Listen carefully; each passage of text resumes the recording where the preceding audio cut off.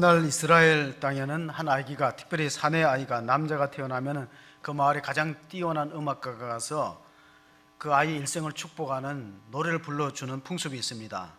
물론 그 음악가는 음악을 전공한 사람이라기보다 랍비들, 그 마을의 지도자가 가서 시편의 말씀이나 예언을 통해서 그 아이의 미래를 축복하는 관습이 있었습니다.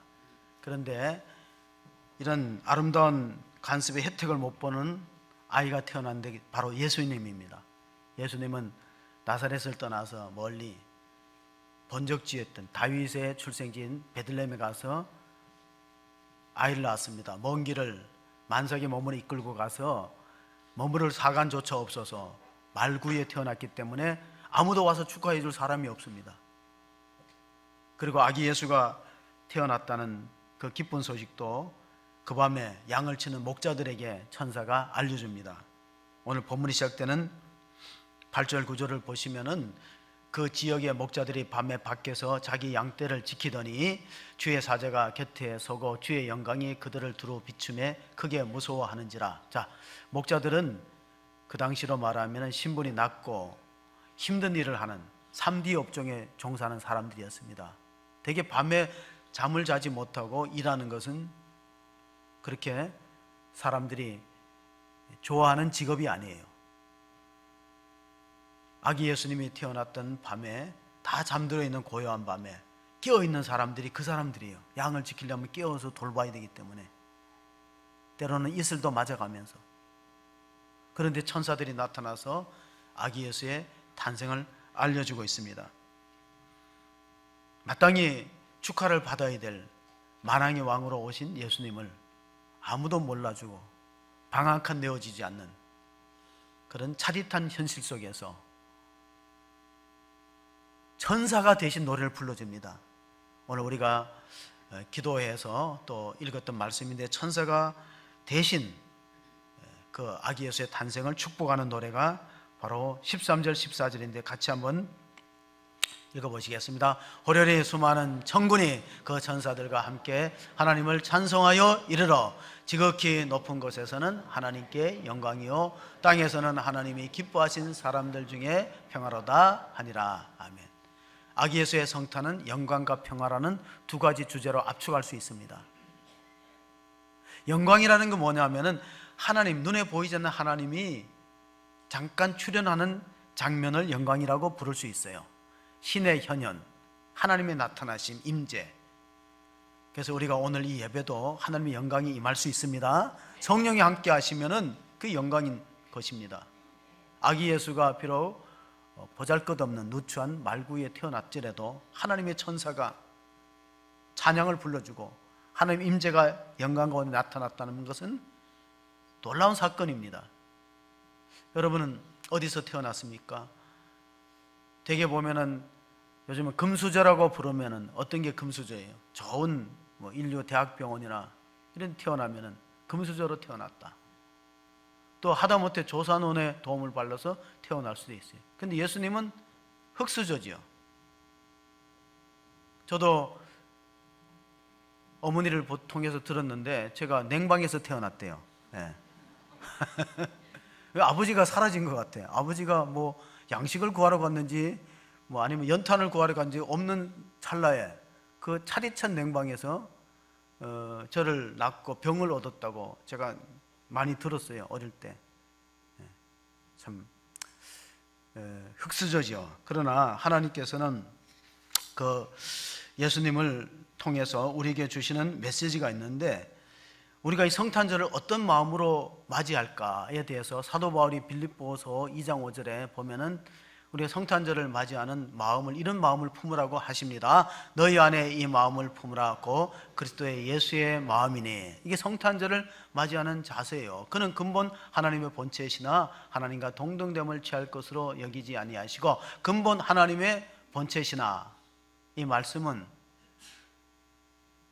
삼위일체를 입증할 수 있는 중요한 본문이기 때문에 이 본문을 케노시스 본문이라고 불러요. 케노시스는 자기 비움이에요. 예수님이 하나님보다 조금 못하신 여호와의 증인들은 그렇게 가르쳐요.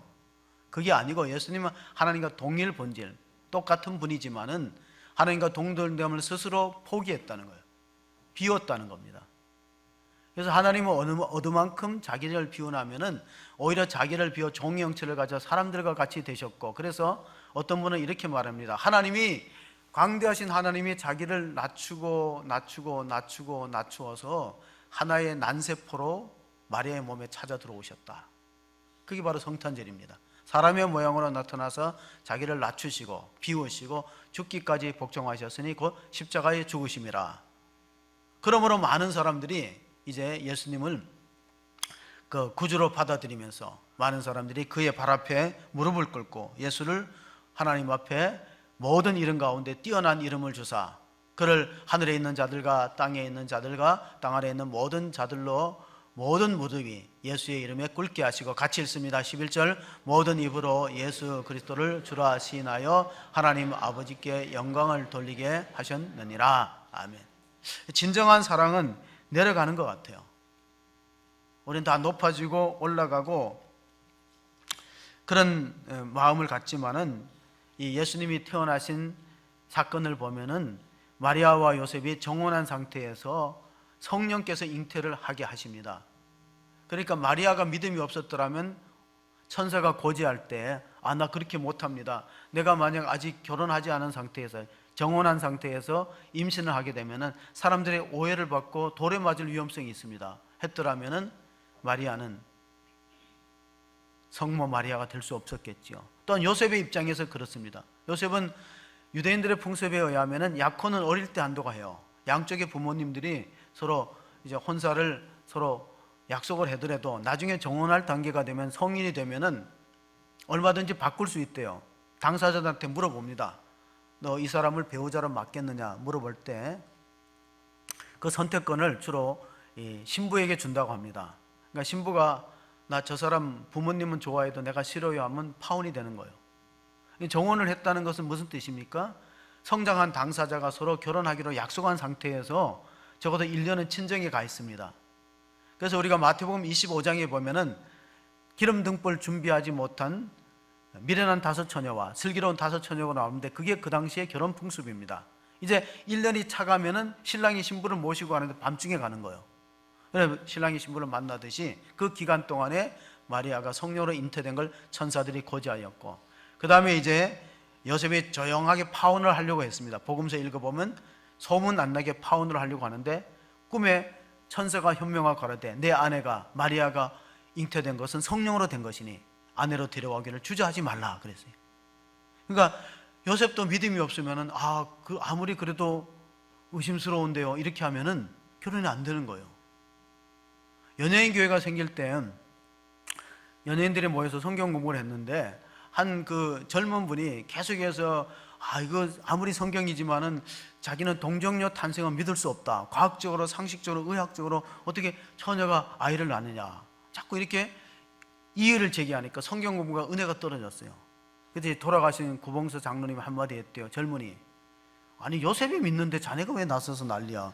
신랑이 믿겠다는데, 신랑이 내 아내는 순결하고 이거 성령으로 잉태됐다는 거 믿었다는데 왜 그렇게 자꾸 방해를 하느냐, 성경 공부를 방해하느냐, 그렇게 얘기했던 적이 있다고 합니다. 자, 우리가 복음서를 읽어보면은 족보가 마태복음 1장에는 아브라함과 다윗의 자손 예수 그리스도의 계보라 이렇게 나옵니다. 그리고 예수님이 나와요. 근데 누가복음 3장의 족보를 보면요, 예수님으로 출발해 갖고 위로 올라가는 상향식입니다.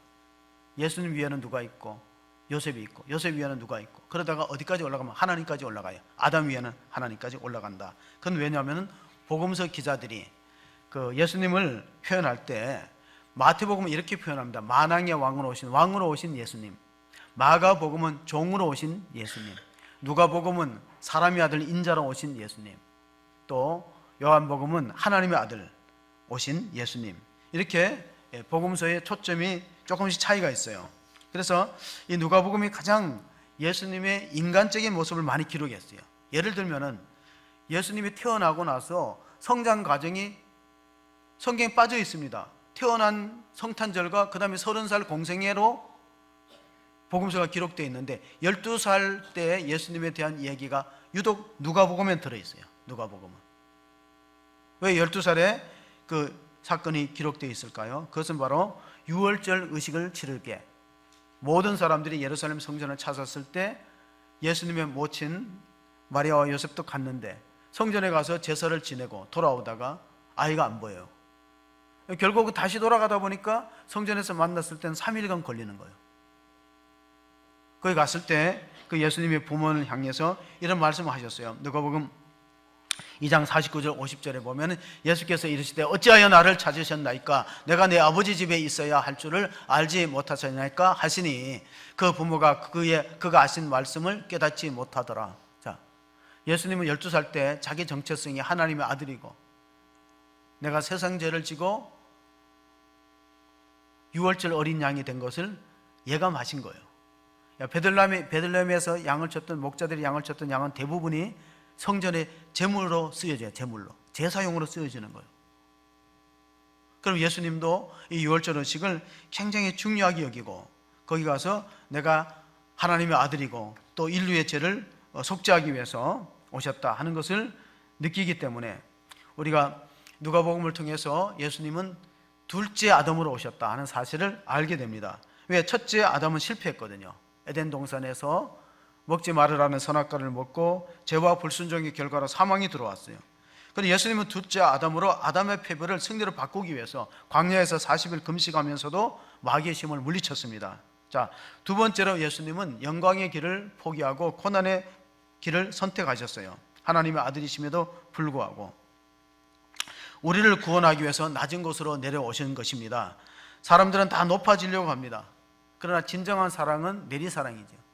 부모는 자식이 아프고 병들면 대신 아프고 싶은 심정을 갖고 있습니다. 그래서 하나님이 우리를 사랑하는 사랑을 아가페적이라고 표현합니다. 구원도 두 가지가 있는데 율법적인 구원은 어떤 구원일까요? 이 에로스적인 구원을 갖고 있는 것은 자기 공로를 통해서 내가 율법을 잘 지키거나 선행과 공로를 통해서 내가 구원을 따려고 하는 구조는 에로스적인 구조라고 부릅니다. 밑에서 위로 올라가는 구조예요.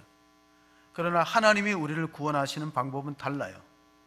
그건 바로 하나님이 인간의 몸을 입고 이 땅에 오셔서 우리 죄를 대신 갚아주시고 십자가의 죽으심으로 우리 죄를 도말하시고 우리를 천국으로 인도하시는 그 아가페적인 구조를 갖고 있다는 사실을 복음서는 계속해서 강조하고 있습니다. 예를 들어서 가이사라 빌립보에서 베드로가 신앙 고백합니다. 저는 그리스도시요 살아계신 하나님의 아들이다. 바른 고백을 하니까 예수님 칭찬해 줬어요. 그러면서 하나 내가 메시아인 거를 밖에다가 말하지 말라 그랬어요. 왜냐하면 예수님이 메시아인 게 빨리 알려지면은 예수님이 더 빠른 시간에 돌아가실 수도 있기 때문에 메시아의 비밀에 붙이고 베드로를 칭찬하시면서 이를 내게 알게 하니는 혈육이 아니고 하늘에 계신 하나님 아버지다.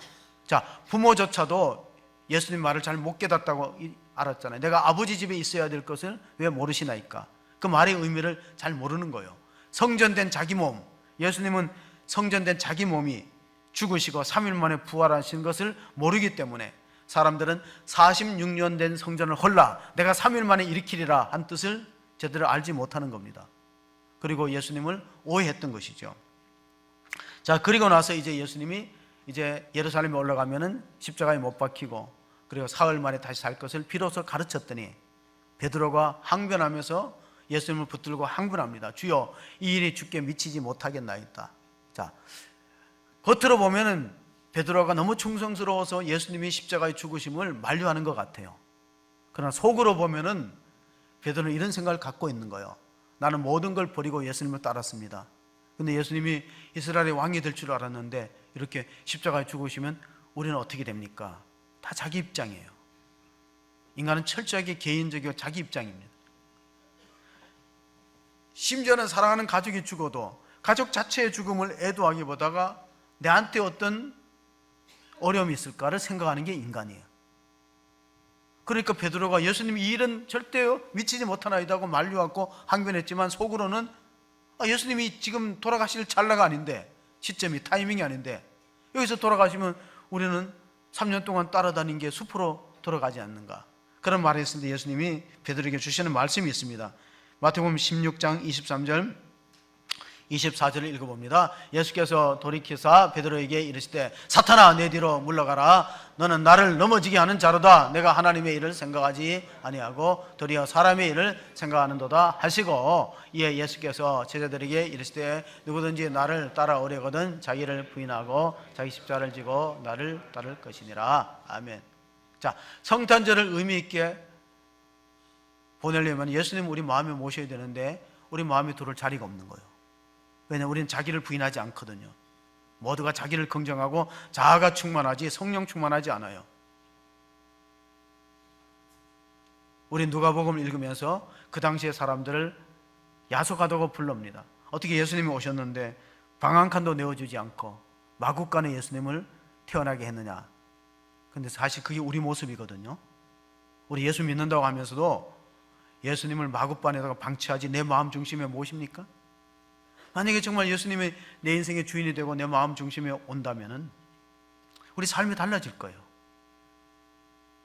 엄청난 변화와 파워가 있을 거예요. 그런데 우리는 성탄절을 수없이 경험하면서도 예수님한테 내 마음의 빈방을 내주지 않아요.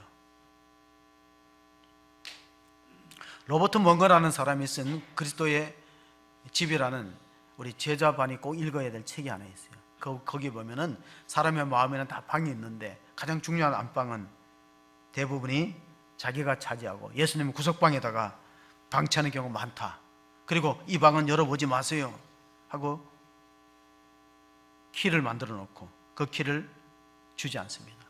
그래서 우리가 복음이 주는 놀라운 은혜와 축복을 경험하지 못하고 놓치는 경우가 있습니다. 자, 복음이 무엇입니까? 오늘 읽었던 말씀 가운데 10절, 11절을 읽는데 10절이 복음인 거예요. 자, 천사가 이르되 무서워하지 말라. 보라, 내가 온 백성에게 미칠 큰 기쁨의 좋은 소식을 너희에게 전하노라. 오늘 다윗의 동네에 너희를 위하여 구주가 나셨으니 곧 그리스도 주시니라.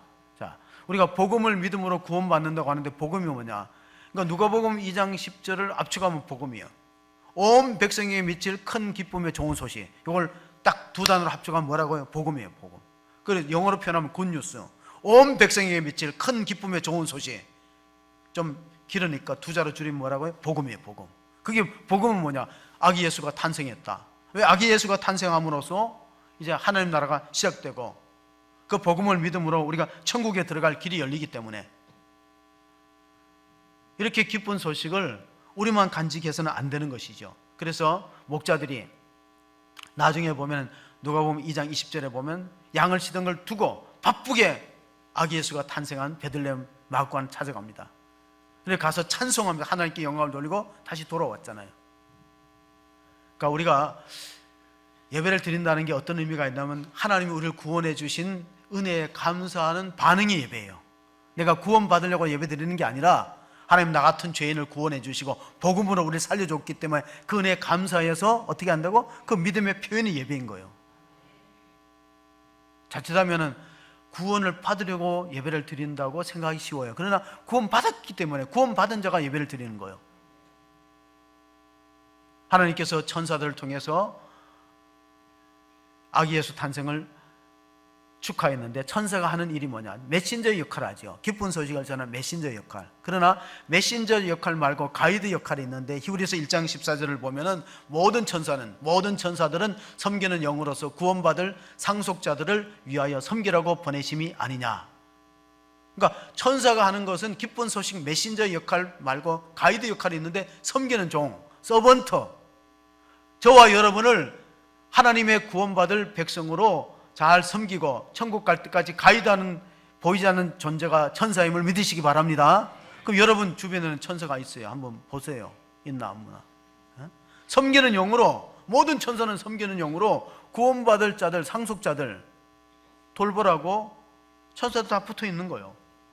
다만 우리가 영의 눈이 감겨져서 못 볼 뿐이지.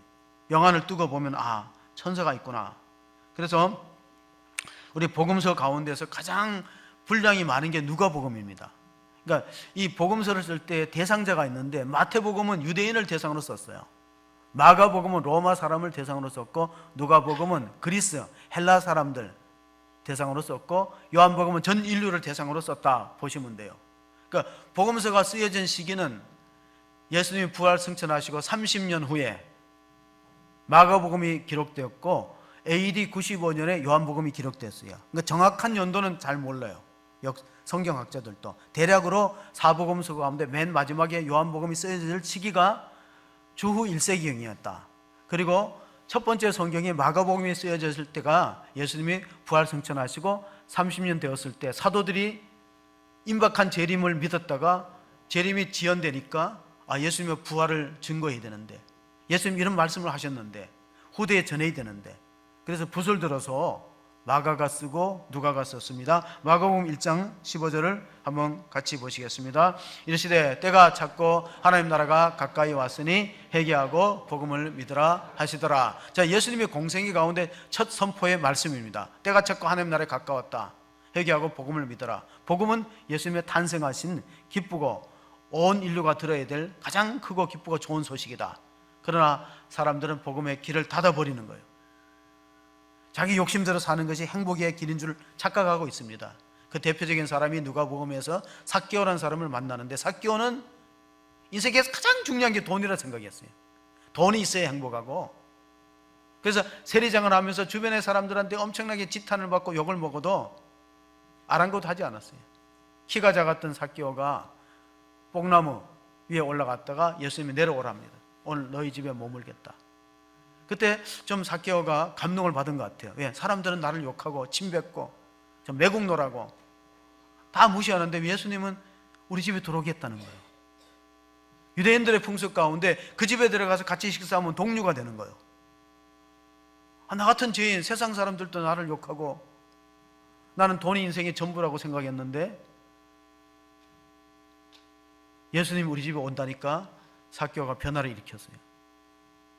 주여, 내 소유의 절반을 팔아 가난한 자에게 주고 네 것을 토색했으면 4배나 갚겠나고 자기 스스로 결단하고 헌신할 때 예수님이 하신 말씀이, 그 가정에 특별히 삭개오가 하신 말씀이 누가복음 19장 10절입니다. 같이 보십니다. 인자가 온 것은 잃어버린 자를 찾아 구원하려 함이니라. 오늘 이 집에 구원이 이르렀으니, 삭개오 집에 구원이 이르렀으니 인자가 온 것은 잃어버린 자를 찾아 구원함이로다. 자, 창세기를 보면은 아담이 범죄했을 때 이런 기절이 있어요. 아담아, 아담아, 내가 어디 있냐. 하나님이 아담을 찾으시는 거죠. 그럼 아담이 어디 있는 걸 하나님이 위치를 모르는 게 아니에요. 너가 서 있는 자리가 위험하다는 뜻이에요. 아담아, 아담아. 그래서 하나님이 인간이 되어서 우리를 찾아오는 거죠. 삭개오를 찾아오고. 왜냐하면 우리 보고 하나님 나라 오라면 우리가 못 가니까 하나님 친히 낮은 곳으로 임하셔서 우리를 죄인을 구원하러 오셨는데, 이 복음이 가장 오래 기록된 게 창세기 3장 15절이에요. 예수님이 메시아로 오실 것을 예언한 것이 이미 창세기 예언되었습니다. 3장 15절. 이것을 가장 오래된 형태의 복음이라고 합니다. 시작. 내가 너로 여자의 원수가 되게 하고 내 후손도 여자의 후손과 원수가 되게 하리니 여자의 후손은 내 머리를 상하게 할 것이요 너는 그의 발꿈치를 상하게 할 것이니라 하시고. 자, 창세기 3장 15절에 기록된 이 가장 오래된 형태의 복음을 오리지널 가스펠이라고 불러요. 근데 여기 보면 여자의 후손이 누구냐면 예수님이거든요. 모든 사람들은 다 남자의 후손입니다. 아닌가요? 남자의 후손이에요. 다 남자의 후손이에요.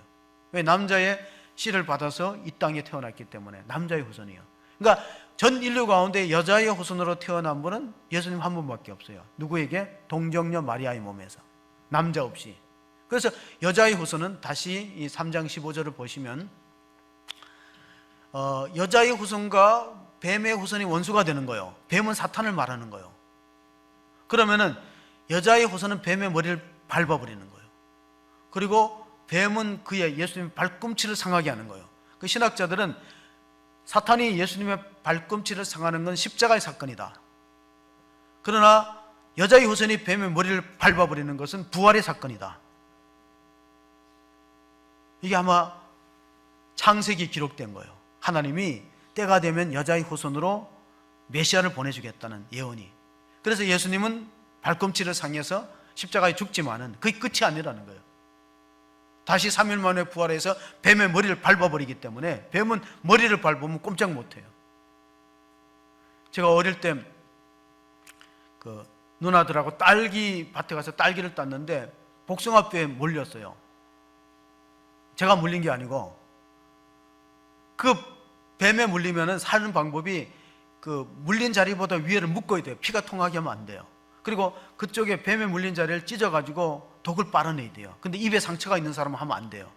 입에 상처가 없는 사람이 빨아서 뱉어내고 담배가루를 가지고 이기고, 물론 민간요법이지. 요즘에는 이제 병원에 가면 해독제가 있는데 그때는 시골에 그런 것도 없고 뭐 병원에 갈 생각도 못 하는 거예요. 다리가 막 부어오르는데 독을 빼야 되는 거예요.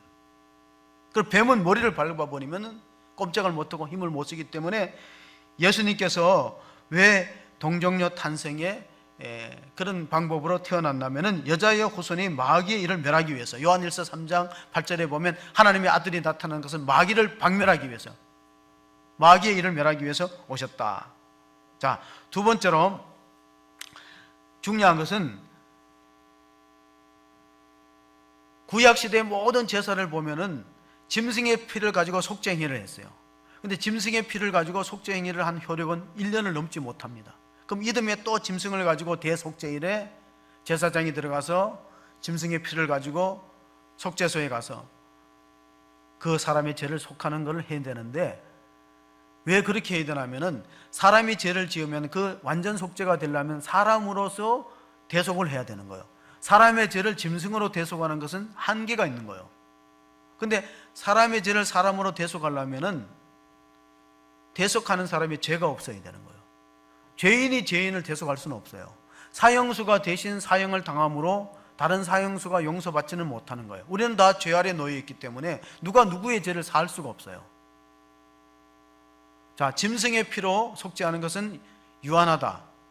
그러면 사람의 죄를 영원히 속죄하기 위해서는 사람이 죽어야 되는데, 모두가 죄인인데 누가 누구의 죄를 속죄하겠네. 그래서 죄 없는 사람이 필요했던 거예요. 죄 없는 분, 원죄가 없는 분. 예수님의 피를 흘리시면은 이 짐승의, 구약시대의 짐승의 피가 흐르는 것과는 혈액이 다릅니다. 히브리서에 보면 한 번의 제사로서 영원한 속죄를 이루셨다. 예수님이 한 번 피 흘리심으로 영원한 속죄가 이루어진 것입니다. 레위기 17장 11절에 모든 생명은 피에 있다 그랬고, 히브리서 9장 22절에 보면은 피 흘림 없이는 제사함이 없다 그랬어요. 그러니까 예수 안 믿는 사람이 기독교를 조금 오해하는 것 중에 하나가, 기독교는 뭐 그렇게 원색적으로 피를 자꾸 강조하느냐. 근데 피가 참 중요해요. 피가 사람 몸에서는. 히브리서를 출애굽기 읽어보면요, 6월절 양을 잡아서 먹고 마지막 행하는 게 뭐냐면 피를 바르는 거예요. 자, 문설주의 인방에 피를 바릅니다. 출애굽기 12장 13절을 보시면요, 이런 말씀이 있습니다. 내가 애굽 땅을 칠 때 그 피가 너희를 사는 집에 있어서 너희를 위하여 표적이 될지라. 내가 피를 볼 때 너희를 넘어가리니 재앙이 너희에게 내려 멸하지 아니하리라. 애굽 전역에는 초태생이 다 죽어버렸는데 유대인들한테는, 이스라엘 백성들은 다 살아남았어요. 왜? 피를 발랐거든요. 이 어린 양의 피를 문설주와 인방에 바르면 십자가 모양이 됩니다. 가로 세로를 발랐다는 거예요. 그럼 십자가 형태가 되면은 죽음의 천사가 왔다가 넘어가 버리는 거죠. 예수님이 나무에 달려 돌아가시는 것도 신명기 21장 23절에 이런 말씀이에요. 율법을 어기는 사람은 나무에 달린 자마다 다 저주 아래에 있다. 갈라디아서 3장 13절에 그리스도께서 우리를 위하여 저주를 받으사 율법의 저주를 속량하셨으니 기록된 바 나무에 달린 자마다 저주 아래에 있다. 예수님이 왜 다른 방법으로 죽지 않고 나무에 달렸는가? 그건 바로 우리가 율법의 저주를 받았거든요.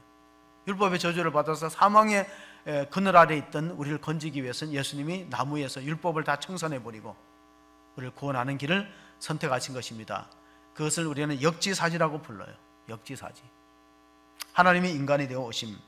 그가 찔림은 우리의 허물을 인하며 그가 상함은 우리의 죄악을 인함이라. 그가 징계를 받음으로 우리가 평화를 누리고 그가 채찍에 맞음으로 우리가 나음을 입었도다. 이사야서 53장 5절 6절에 기록된 예언의 말씀입니다.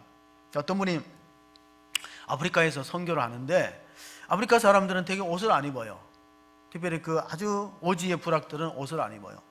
그래서 이제 순회를 다니면서 아프리카 곳곳에다가 조그만 교회를 개척하고 그 원주민들에게 복음을 전하였어요. 한 번은 이제 강을 건너서 그 아프리카 세워진 교회에 가서 순회 설교를 하게 예정되어 있는데 가만히 생각해 보니까 고민이 되는 거예요. 왜?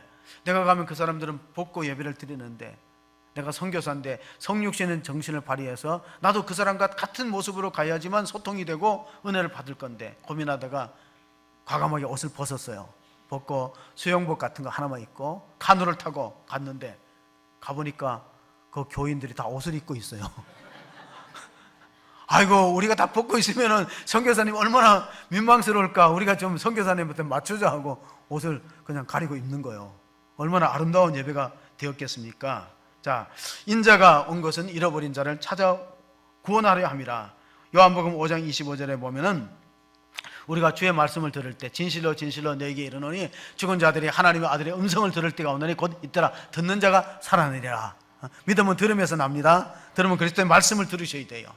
복음의 말씀을 듣고 믿으면은 그런 구원의 역사가 있기 때문에 어떤 목사님이 주일날 예배를 마치며 한 성도에게 집사님 오늘 설교가 길었지요. 좀 길어서 미안해요. 그러니까 목사님이 결코 긴 게 아닙니다. 길게 느껴졌을 뿐이지.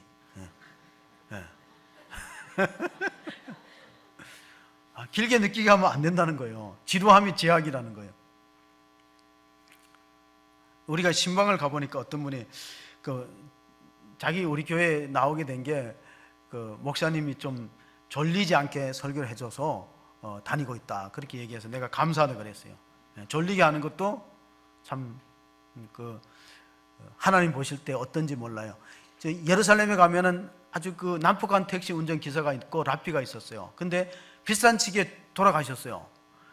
랍비가 이스라엘의 랍비가 예루살렘에서 말씀을 가르치는 랍비가 보니까 총알택시 운전사는 악명이 높았는데 그 심판을 받을 때 보니까 베드로가 천국으로 인도하라고 선고를 해줬어요.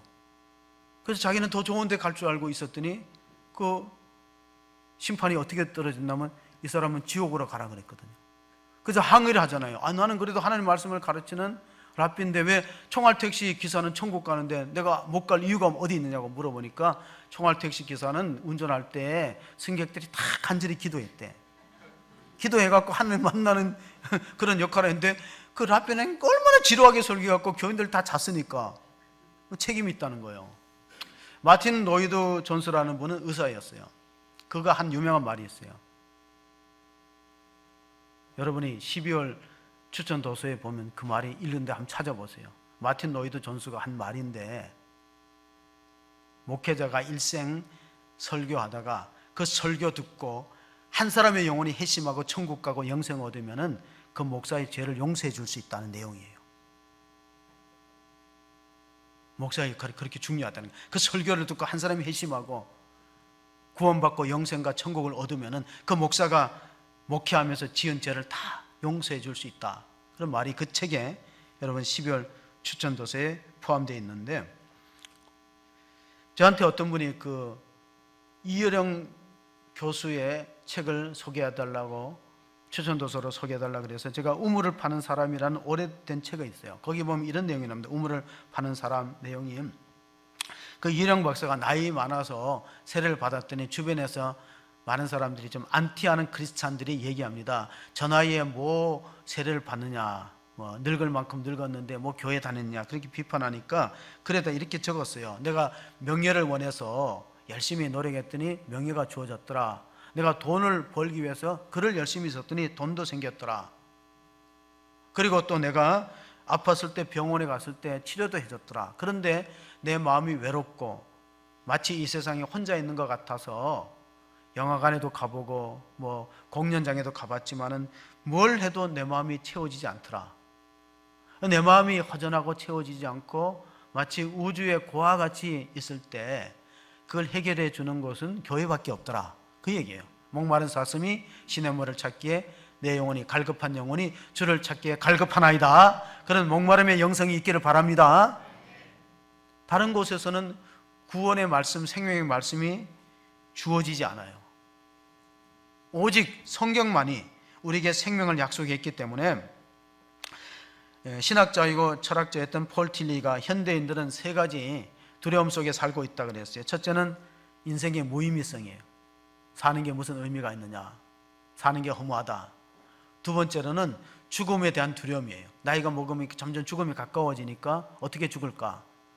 세 번째로는 오래 살다 보니까 죄가 쌓여 있어요. 죄책감에 대한 두려움이에요.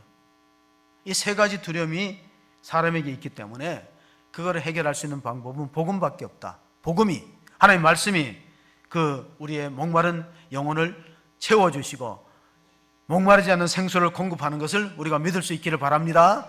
사마리아 우물가 여인이 목말랐어요. 남편이 5이 있지만 인생에 만족이 없을 때 내가 주는 물을 먹는 자는 영원히 목마르지 않으니 그 속에서 영생하도록 솟아나는 샘물이 되리라. 그게 바로 믿는 자가 받을 성령을 약속해 주시는 것입니다. 물리학자 파스칼이 하나님은 인간을 창조할 때 인간의 마음속에다가 빈방을 만들어 놓았다. 빈방. 그래서 그 빈방에 하나님이 들어오지 않고는 만족이 없다는 거예요. 사람들은 하나님에 대해서 세 가지 종류로 반응합니다. 무신론자, 하나님 없다는 사람이 있어요. 두 번째로는 하나님이 계시다고 믿는 신앙인이 있어요. 세 번째는 불가지론자가 있어요. 불가지론자는 어떤 사람들이냐면 있다가도 못하고 없다가도 못한다. 뭐 그렇게 해답이 없다. 뭐 그렇게 좀 복잡한 사람들이 불가지론자인데, 사도행전을 보면요, 그 이미 그 당시의 사람들 가운데 금욕주의적인 방법으로 구원의 길을 모색한 사람들이 있고 쾌락주의적인 방법으로 살아가는 사람이 있어요. 그래서 학파로 보면은 이제 우리가 철학적인 학파로 보면은 에피쿠로스라든가 또 스토익 학파라고 하는데, 아덴에 가서 사도행전 17장에 보면 사도 바울이 아테네에 가서 전도를 할 때 두 부류의 사상을 갖고 있는 사람들을 만나요. 어떤 에피쿠로스파 또 스토아 철학자들도 바울과 쟁론할 때 어떤 사람은 이르되 이 말쟁이가 무슨 말을 하고자 하느냐 하고, 어떤 사람은 이르되 이방신들을 전하는 사람인가 보다 하니 이는 바울이 예수와 부활을 전하기 때문이니라. 자, 이 사람들은 부활을 잘 못 믿어요. 왜냐하면 그리스 헬라 철학에는 영혼 불멸의 개념이 있지 육신 부활이라는 개념이 없어요. 육체는 저급하고 낮은 단계라고 보는 거기 때문에, 물질은 악하고 육체는 저급하다고 보기 때문에 사랑을 해도 플라토닉 러브를 추구하는 것이 헬라 철학자들이었어요. 그런데 두 종류가 있다는 거예요. 에피쿠로스파들은 쾌락을 통해서 만족을 얻으려는 사람이고 스토아 학파들은 금욕주의적인 방법. 그러나 복음은 그 두 가지를 다 지향합니다. 디모데서에 보면은 음식을 먹지 말고 혼인을 피하라고 할 때 바울이 강력하게 항변했어요. 그건 성경적 방법이 아니다. 하나님이 모든 것을 지었기 때문에 결혼도 신성하고 음식도 먹을 수 있다. 말씀과 기도로 거룩하여 지니라 그랬어요. 그러니까 우리는 어떤 길을 택해야 되느냐? 우리는 그 두 길을 다 배제하고 복음주의를 찾아야 되는데, 제가 깜짝 놀란 뉴스가 하나 있는데 그게 뭐냐면은 월스트리트 저널지에 한 심리학자가 기고한 글이에요. 월스트리트 저널은 증권가에서 나오는 신문인데 거기 한 심리학자가 이렇게 글을 적었어요. 최근에 당신이 무신론자입니까? 그러나 자녀들은 신앙인으로 키우세요 하는 그 타이틀에 당신이 무신론자입니까? 그러면 그렇지만 당신의 자녀들은 신앙인으로 키우세요. 왜 그런 말을 했냐면은 이 양육 코치였고 심리학자는 리카 커미자가 쓴 글인데, 기고한 글인데 그게 뭐냐면은 자기가 청소년들을 대상으로 설문조사를 해보니까 적어도 일주일에 한 번씩 교회를 나가는 청소년들, 걔들이 정신적으로 상당히 건강하고 우울증이나 정신질환에 덜 걸리고 자살률도 적고 약물 중독도 덜 걸리고 성적으로도 상당히 건전한 생각을 갖고 있더라. 그걸 보면서 심리학가 깜짝 놀란 거예요. 일주일에 한 번 이상이라도 교회 나가는 아이들, 청소년들은 청소년 범죄도 적고 약물 중독이나 순결 개념도 강하고 우울증이나 자살 충동이 더 적다는 거예요. 그렇기 때문에 아버지가 무신론인지라도 아이들을 신앙인으로 안 키우면 자녀 교육이 온전하게 안 된다는 거예요. 근데 저는 그것에 이론을 제기해요. 그 부모는 자기가 하나님이 없다고 믿으면서 자녀들한테 거짓말로 믿으라는 것밖에 안 되잖아. 자기는 안 믿으면서. 그러나 그 이해는 가요. 왜? 심리학자가 오죽 청소년 문제가 심각하면은 이 아이들이 하나님도 없고 말씀도 없으니까 불안한 거예요.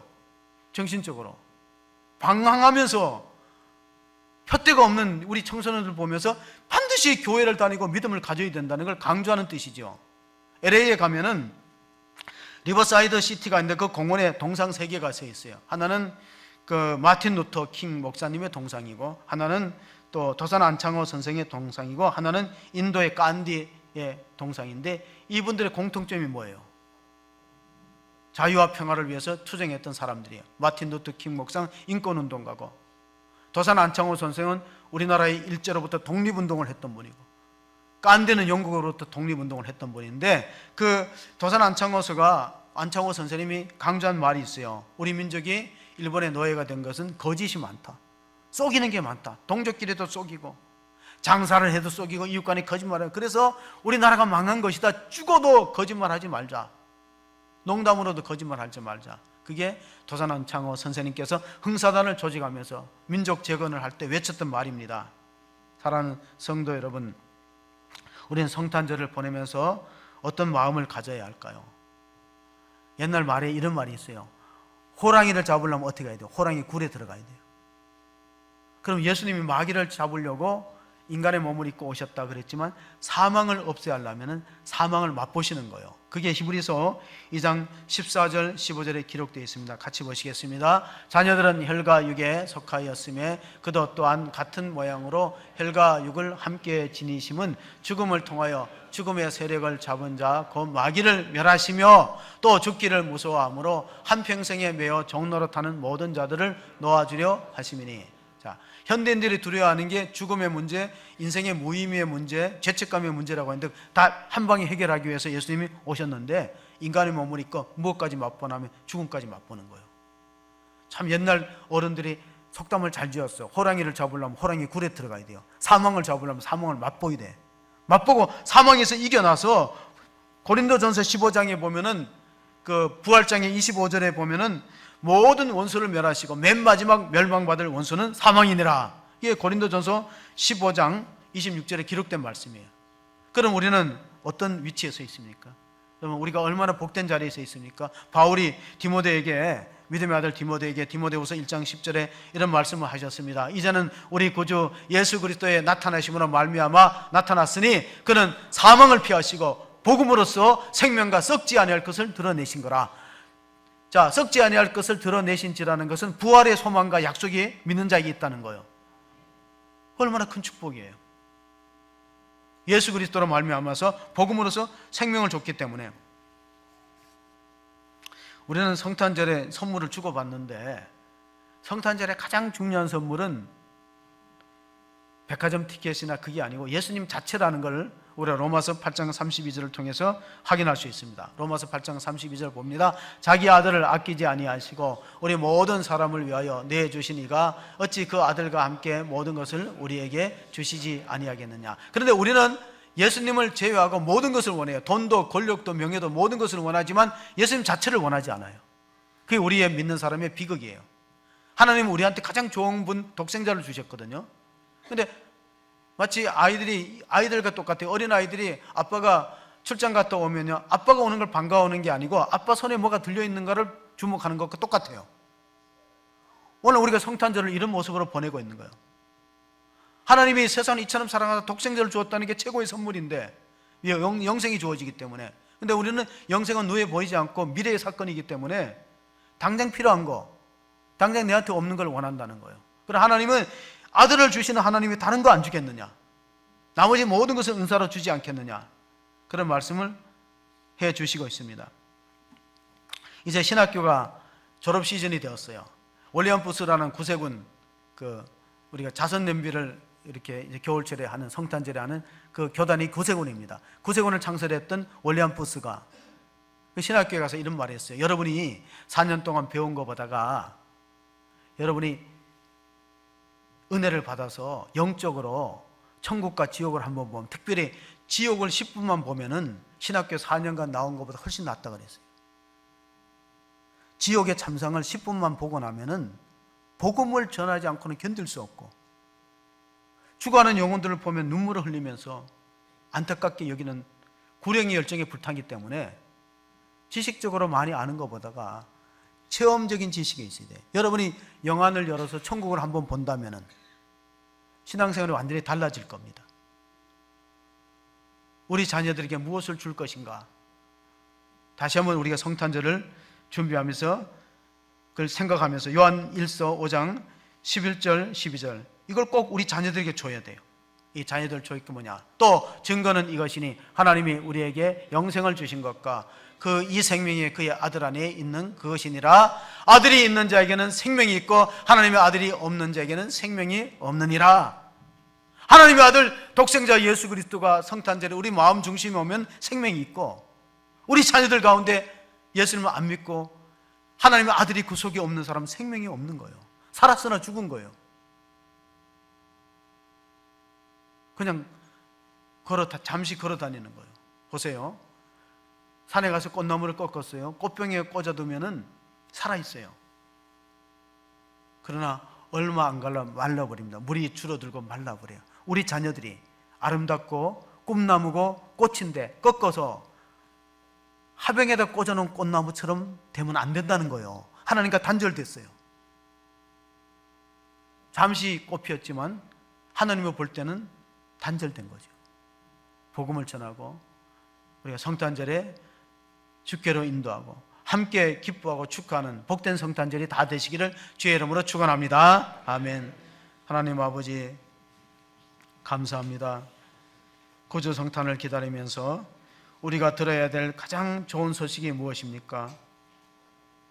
내가 온 백성에게 미칠 큰 기쁨의 좋은 소식을, 그 복음의 소식은 예수께서 죄인을 구원하려 이 땅에 육신을 입고 임하셨습니다. 우리 마음 깊이 영접하기를 원합니다.